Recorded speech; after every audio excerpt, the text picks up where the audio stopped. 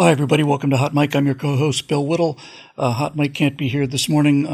Got a good excuse this time, however. He's still wrapping up final shooting on the set of Zoolander 3. He's playing the arch-villain. It looks like Will Ferrell was asking for too much money, but he's on his final day of shooting, so we hope to have him back later in the week. Well, I have been talking for a long time about this cycle of history idea that's espoused in The Fourth Turning. The theory basically says that every 80 years there's an existential crisis that sort of resets the clock on stupidity. And the further away we get from that existential crisis, the dumber we get, because we have one generation, two generations, three generations, and finally a fourth generation that's so far removed from any existential threat to the society that they begin to think that things like prosperity and security are just automatic and start acting accordingly, and we've certainly seen our share of that. So I've been talking a lot about this and talked about a new set of episodes for a series called Things to Come, in which I was going to look at the coming existential crisis that America is facing. But on election night, I had a thought that shook me up so much that it actually made me cry, like a little girl, because it occurred to me that what if the existential crisis wasn't about to happen? What if the existential crisis was the last 4 years? What if the Biden administration, starting with the sneak attack that was like the opening fire on Fort Sumter or the attack on Pearl Harbor, the stopping of counting election results on the election night of 2020, and then suddenly waking up the next day and finding out, oh no, they've been counting all night, and guess what? You lost. What if all of that was the war? It just hit me like a ton of bricks. Now, there's an important thing to talk about here, because the title of the show is "What if we won the war in 24?" And immediately people will think, well, you're out of your mind if you think this thing is over. And I'm not saying the war is over. I'm just saying, what if it's won? Because if you look at the history of warfare, what you find is not only do wars go on well after they're lost, but the particularly gruesome tragedy of war is that most of the killing happens in the final year after the war is already lost by one side and already won by the other. That's just the way it is. Now, this war that we find ourselves in, this culture war, fortunately, I think we can all agree, is not a shooting war. It's not a war of bullets and guns and battleships and bombers. It's a war of narratives and ideas and erosion and psychological ploys and manipulation of opinion and all of this, information age style of warfare. It's a mimetic war. It's a narrative war. It's a spiritual war.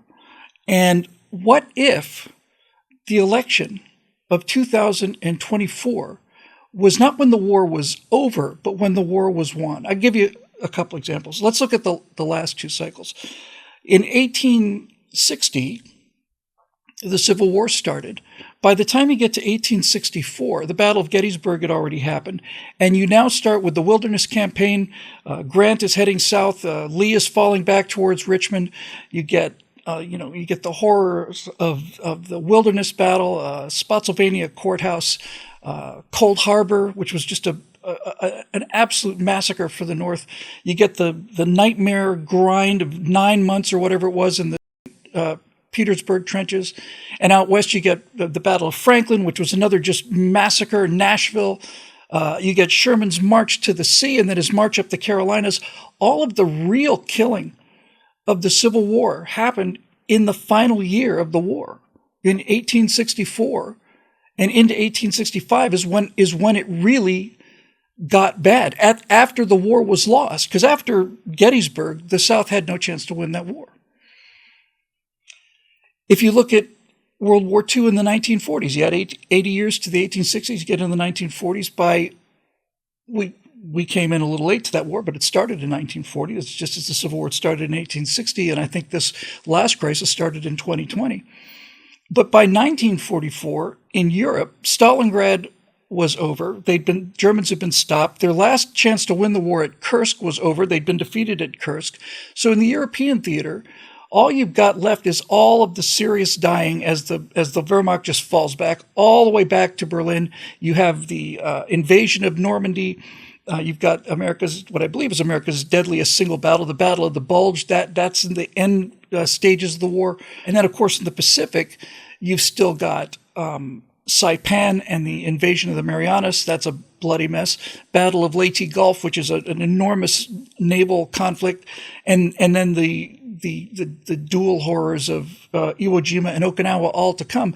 Again, the casualties that we took in the final year of the war were far greater than they had been in any of the other years of the war, and this is the horror. So the point I'm trying to make here is it's entirely possible that we won the war on November 5th of 2024 against the left, but the real, when I say bloody work, I'm talking about ideological bloody work, fortunately, because this, again, is not a shooting war. It's an ideological war. But the bloody work is still ahead of us. But the war, in my opinion, I think it's won. And the reason I think it's won is I think there's a fair amount of evidence. The left is in a state of complete disarray politically. This always happens after a major defeat, so I'm not just basing it on that.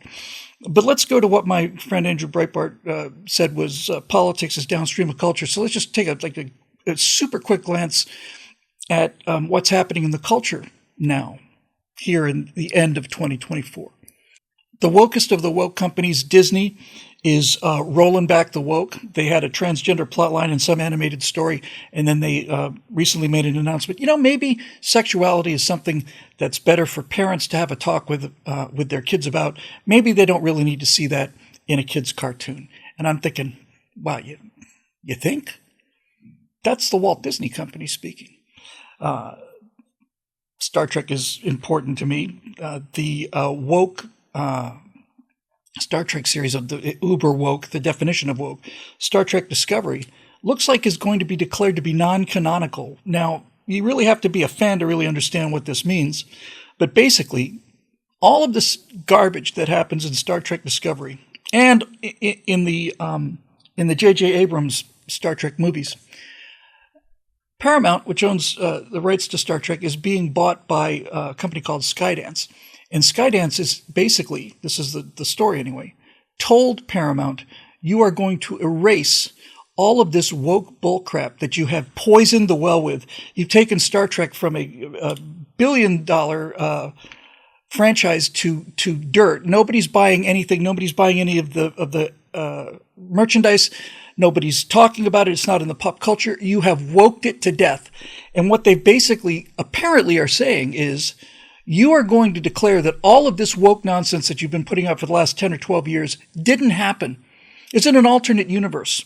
Star Trek is back to being Star Trek. It's back to being about positive views of humanity, and we're gonna be praising engineers and strong captains rather than the HR department on board the USS Enterprise. It may not sound like much, but it's a big deal. It's corporations in mass media realizing that woke is poison, and if it stops getting into the culture, that's upstream of politics. Disney's premier product for their 100th anniversary of a company, the live-action version of Snow White, has received so much flack because of the wokeness of its star Rachel Ziegler that there's some talk about not even releasing it. It's going to come out, apparently it's scheduled to come out in 2025. The reviews on the trailers are something like 20-1 against. Nobody is going to go see that movie. Nobody wants to see that movie. There's some talk about Ziegler even being fired. The entire pop culture landscape has changed. The entire mass media, mainstream media landscape has changed. There's talk about The View being canceled. The entire MSNBC network, it looks like it's up for sale. It looks like you could get it for $1. And CNN's ratings are through the floor. And then when you look out into the business world, DEI is being canceled, is simply being removed from, as we pointed out in an episode of Right Angle just a few days ago. DEI has come to DIE. No one wants it anymore. All across the board, there are signs that the woke left progressive wave has peaked and subsided. There's no question that it's in retreat. None. That high water mark has been reached, just like the high water mark was reached in at the wall in Gettysburg for the South and in the streets of Stalingrad for the Nazis. It's over. And it's hard to imagine how they recover from this since they've had everything going for them. The mainstream media is no longer effective. They don't have the power of the mainstream media anymore because nobody watches the mainstream media. The 2024 election proved that Joe Rogan podcast was worth more than all of the ad buys that they spent on network television, all of the interviews, all the 60 Minutes. Nobody paid any attention to any of that. Their power is over. The power of Hollywood is finished. No one cares what Hollywood does anymore. Nobody goes to movie theaters anymore. You've got George Clooney and Julia Roberts coming out to make announcements like this is going to move the needle, you know? If they had PewDiePie making an endorsement or somebody like that, a YouTube star, somebody like that would have some meaning. But again, Joe Rogan just cleans their clock. 40, 50 million views on that. The networks would kill their children to get it to a number even approaching that. All of their main weapons are now obsolete. They don't have the tools anymore to control the narrative. And the only way they ever got as far as they did was by having complete control of the narrative, and they don't have it anymore. I don't see them coming back from this. I don't see them introducing woke 2. People don't want it. They never did. No one ever bought the Rey Skywalker action figures. You know, the MSNBC numbers were always far behind Fox's numbers. Greg Gutfeld is the most popular late-night TV host, outclocking NBC, ABC, The Tonight Show. All of these talk shows have been utterly ruined by woke hosts like Stephen Colbert and Jimmy Kimmel. Just people don't want it.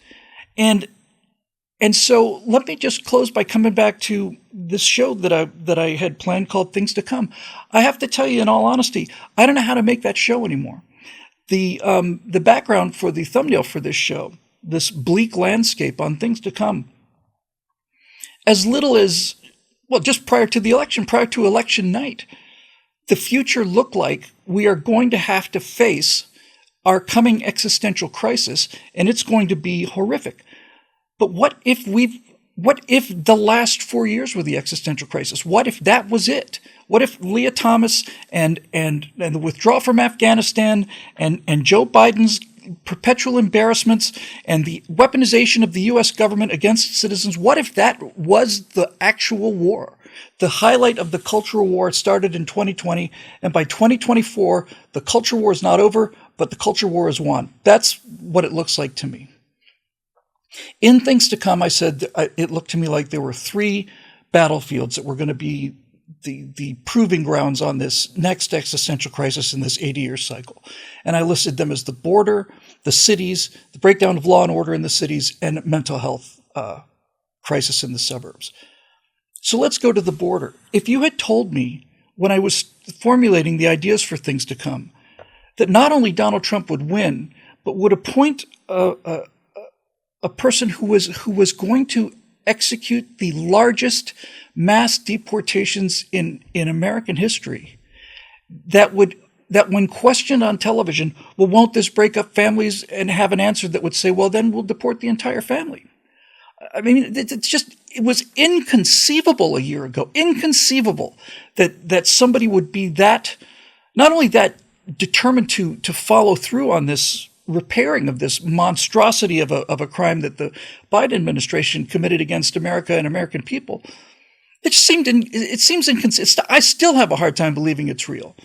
I thought that the military was in danger of becoming so disconnected from the rank and file problems that this woke virus would continue to cripple the amazing might of the U.S. military and essentially do the same thing as sinking 11 carrier strike groups by making them unreliable in terms of their personnel. Next thing you know, we're bringing in a guy who says, no, you got to fire all of those DEI people. That's again, it was inconceivable. And as far as the mental health crisis goes, all you have to do is look at the reactions of people to, and there's so many reaction videos out there. I was tempted to do one or two of them. I just decided, nah, I just don't need to do that. But the emotional frailty of half of the population who either have gotten participation trophies and never had to face negative consequences during the course of their lives, or these liberals who are so governed by emotion that they will sacrifice their families on the altar of a political alliance. Your father or your mother, the people who are closest to you in your life, if you're a progressive, how many times have we seen this since the election? You're dead to me now. You voted for Trump. You voted against my rights. They won't tell you what rights that you voted against. They won't be able to articulate what rights they're about to lose. But they will cut off from their existence the most precious people in their lives because their emotional commitment to their political opinion is so overwhelming and so diseased that they have no other choice. We had a lot of people come to the Republican Party on this last election cycle, people who had been former Democrats like Ronald Reagan, who feel like the Democratic Party left them. The Democrats don't show any sign of having realized that they had been responsible for their own demise. They're blaming the election results on how misogynistic and racist and homophobic and transphobic and white supremacist the American population is. And the American people are plenty sick of it. There's a lot of people out there who voted for Barack Obama twice, who thought that would be the end of who voted for him specifically to make the point that this is not a racist society. And the left continues, the progressives still continue with this narrative because it's all they have. You see, the spreading division and enmity between people is all they've got. So we have the opportunity to recruit a lot of patriotic Americans who love this country, who no longer have a home in the Democratic Party. We need to welcome those people with open arms and coffee and donuts. But for the Marxists, for the Bidens and the Clintons and the Obamas and the Cheneys and the Pelosi's and all the rest of them, those people we need to investigate. And if the evidence is there, we need to prosecute. And if the conviction is there, we need to lock those people up and show the American people that there is only one standard of justice in this country, not two judicial systems, not two systems of who goes to jail and who doesn't. We need to pardon the January 6th protesters immediately. I'm sure that's going to be happening in the next couple of weeks. So those political prisoners will be released. But the ones who orchestrated this attack on America, we need to do to them what we did to the Confederacy and what we did to the Japanese and the Germans. We need to put them on their knees. We need to whip them out of their boots and run them into the river. So there's no doubt whatsoever left in their minds that they are a defeated people, that they have been soundly thrashed. And that's why this election is not the end of the war. The election is the winning of the war. Now we have to make it clear to the left that they didn't just lose by accident. We have to spend the next year absolutely destroying the foundations of their entire political philosophy and showing them that nobody wants what they're buying and no one ever has, because they bring nothing but destruction and despair wherever they go. And if we can do that in 2025, then we will have ourselves something to celebrate, because in 2026, we have the semi-quincentennial of the United States of America will be 250 years old. That's a quarter of a millennium, and it may be morning in America all over again, and you and I are going to live to see it. We'll see you next time right here on Hot Mic.